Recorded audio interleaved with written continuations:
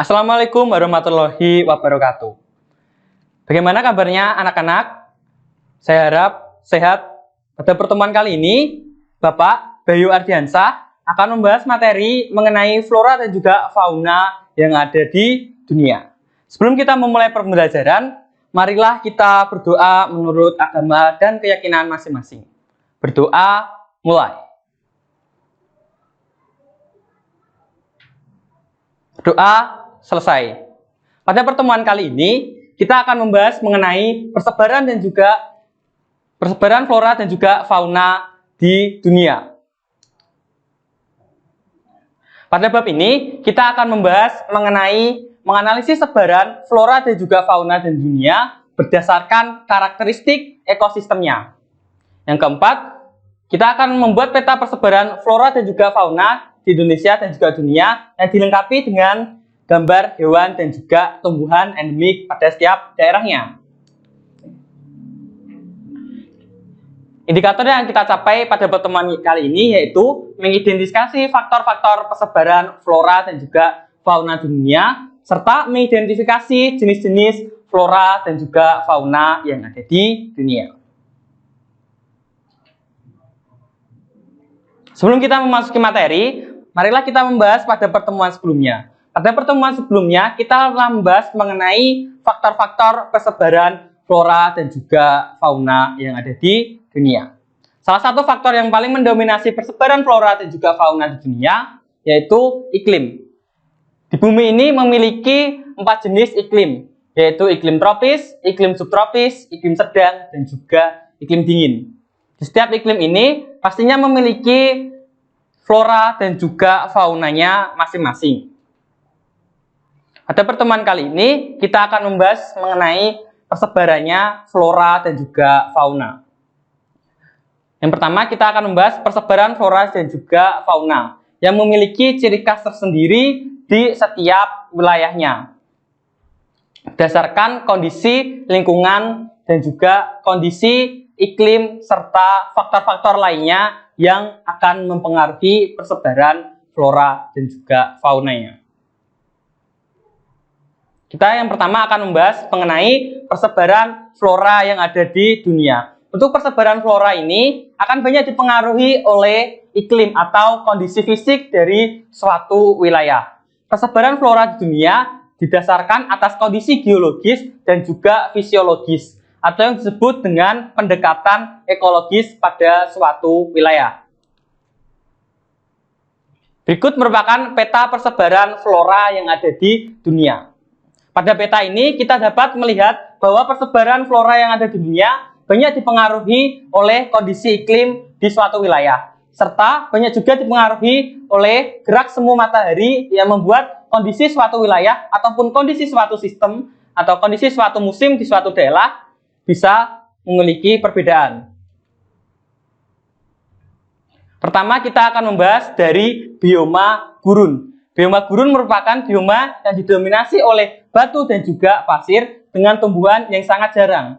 Hal tersebut karena di daerah gurun memiliki intensitas cahaya matahari yang cukup tinggi yang membuat daerah ini memiliki suhu yang sangat panas. Hal tersebutlah yang membuat batuan di daerah gurun ini mengalami pelapukan dan akhirnya membuat menjadi pasir. Bioma ini banyak ditemui di daerah sekitar lintang 2 derajat lintang utara, mulai dari pantai Atlantik di Afrika hingga Asia Tenggara. Bioma gurun ini memiliki beberapa ciri-ciri. Salah satunya curah hujan yang sangat rendah, hanya kurang dari 250 mm per tahun dengan intensitas panas matahari yang cukup tinggi. Tingkat evaporasi di daerah ini juga sangatlah tinggi karena curah hujan di daerah ini rendah. Air tanah cenderung asin karena penguapan di daerah ini sangatlah tinggi. Berikutnya, banyak ditemui hewan-hewan nokturnal. Hewan-hewan memiliki kantung sebagai alat penyimpanan air, seperti yang kita lihat pada gambar ada unta. Dan di daerah gurun ini memiliki flora yang unik karena untuk daun-daunnya hanya berbentuk jarum. Hal tersebut dikarenakan agar mengurangi evaporasi yang dilakukan oleh tumbuhan. Berikutnya kita masuk ke bioma hutan hujan tropis. Bioma hutan hujan tropis ini banyak ditemui di daerah khatulistiwa seperti di Indonesia. Bioma berupa hutan yang selalu basah atau lembab yang dapat ditemui di wilayah sekitar khatulistiwa, yaitu antara 0 derajat sampai 10 derajat ke utara dan ke selatan. Untuk ciri-ciri hutan hujan tropis, yang pertama, curah hujan sangatlah tinggi, lebih dari 2000 mm per tahun. Untuk pohon-pohon utamanya memiliki ketinggian 20 sampai 40 meter. Cabang pohon berdaun lebat dan lebar serta selalu hijau sepanjang tahun. Berikutnya, mendapatkan sinar matahari yang cukup, tetapi sinar matahari tersebut tidak mampu menembus ke dasar hutan. Hal tersebut karena di daerah hutan hujan tropis memiliki daun-daun yang sangat lebat. Hal tersebutlah yang membuat daerah ini sinar matahari meskipun banyak tidak bisa menembus ke tanah. Yang kedua, mempunyai iklim mikro di lingkungan sekitar pemukiman, tanah di bawah kanopi. Berikutnya kita akan masuk ke hutan hujan gugur. Hutan hujan gugur atau daun tropika ini banyak ditemui di daerah-daerah subtropis sampai ke iklim sedang. Suatu bioma berupa hutan di wilayah tropis ataupun subtropis yang memiliki iklim sepanjang tahun, namun mengalami musim kekeringan di beberapa tahun berikutnya.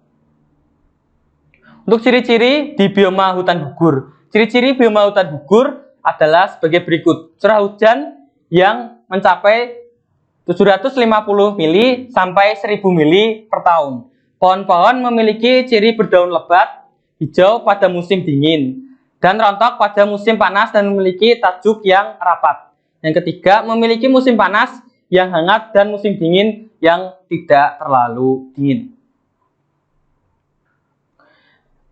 Bioma hutan hujan gugur memiliki jarak antar pohon satu dengan pohon yang lainnya tidak terlalu rapat atau tidak terlalu renggang.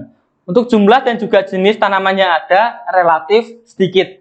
Memiliki 4 musim, kita ketahui, yaitu dari musim panas, gugur, dingin, dan juga musim semi.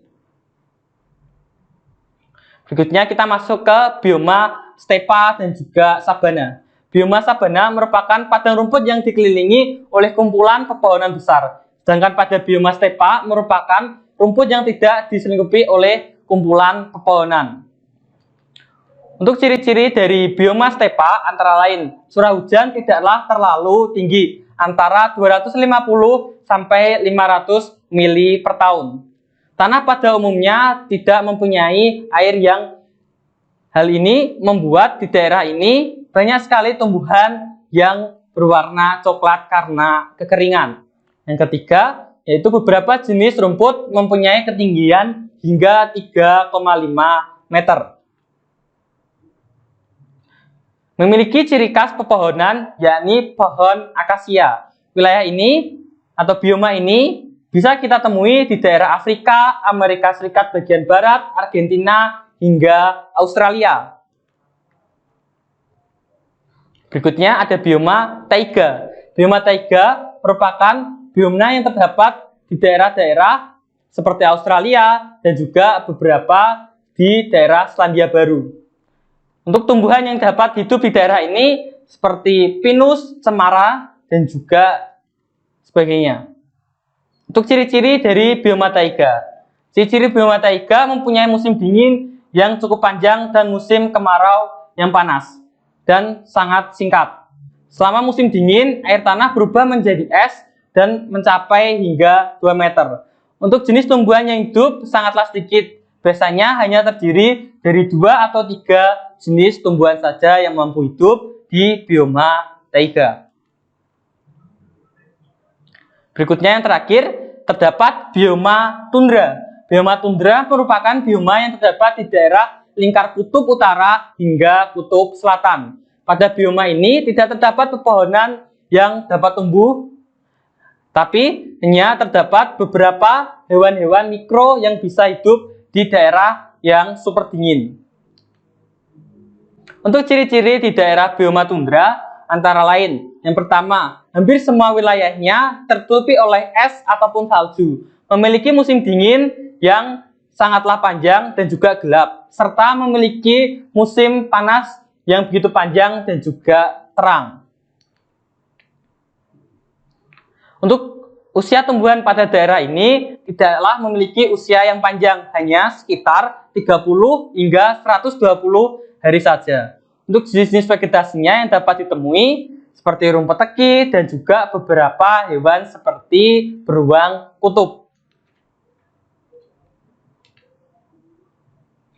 Setelah kita membahas mengenai persebaran flora yang ada di dunia, berikutnya kita akan membahas mengenai persebaran fauna yang ada di dunia.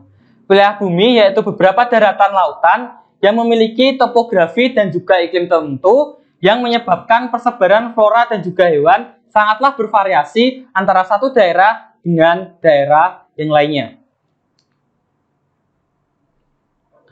Bapak akan membahas dulu ataupun kita akan mengingat-ingat dahulu faktor-faktor apa saja yang menyebabkan persebaran tersebut.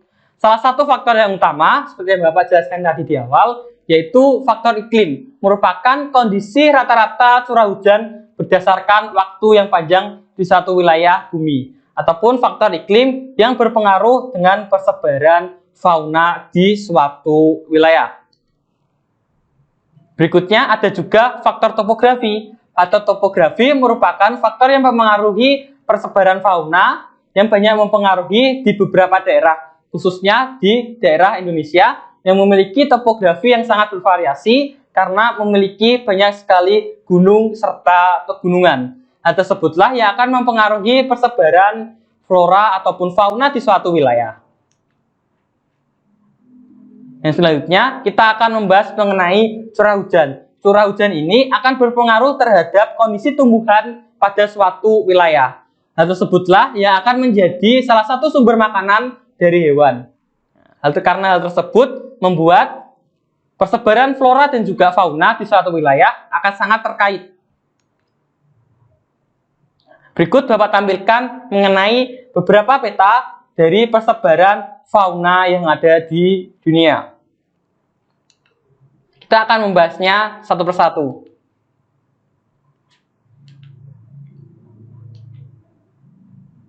Yang pertama kita akan membahas dari kawasan Neartik. Kawasan Neartik merupakan persebaran fauna yang ada di kawasan Amerika Utara, Greenland, dan juga ada di daerah Kanada.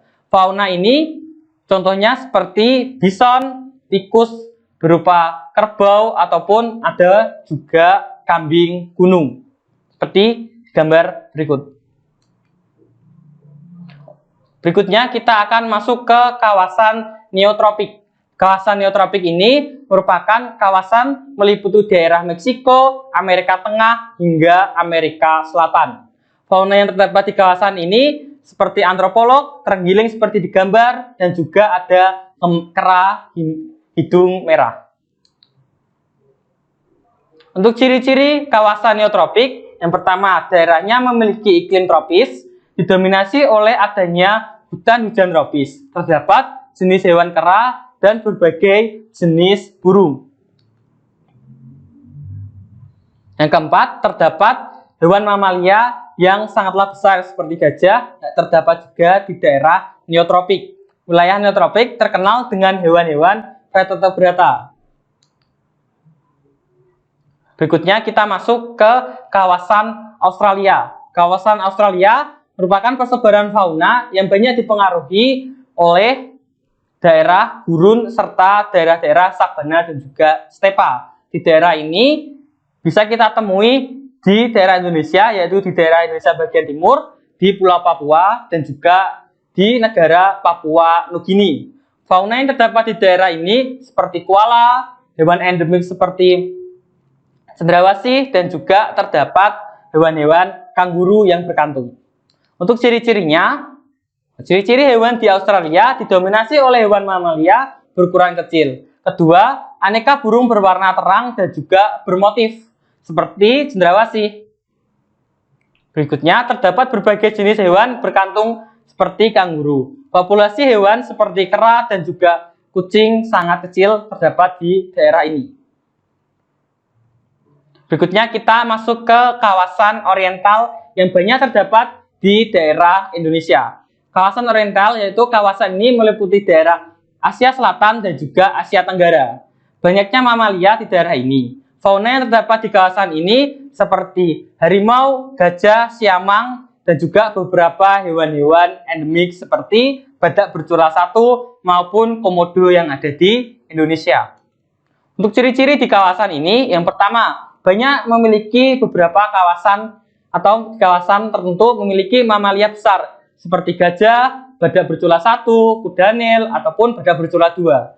Terdapat berbagai jenis monyet. Yang ketiga, terdapat binatang endemik seperti komodo, terdapat di daerah oriental. Yang keempat, terdapat jenis burung oriental dengan warna-warna yang menarik.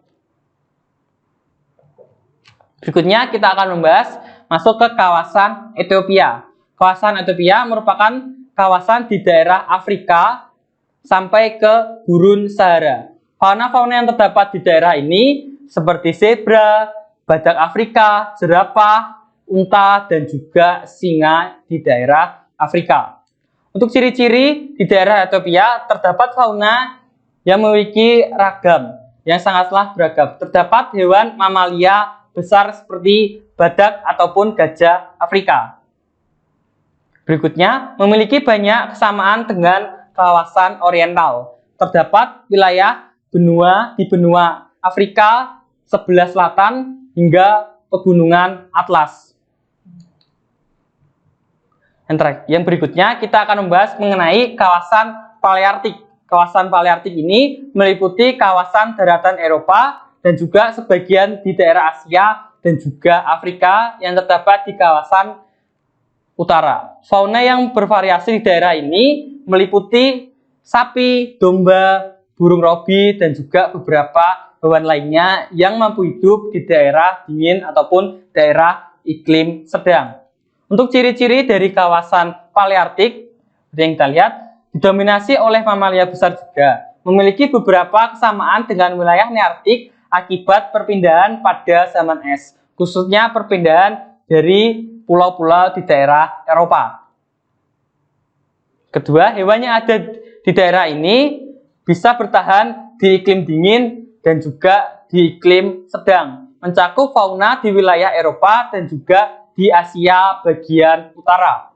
Sebelum Bapak menutup pembelajaran pada kali ini, marilah kita berdoa menurut agama dan kepercayaan masing-masing. Berdoa mulai.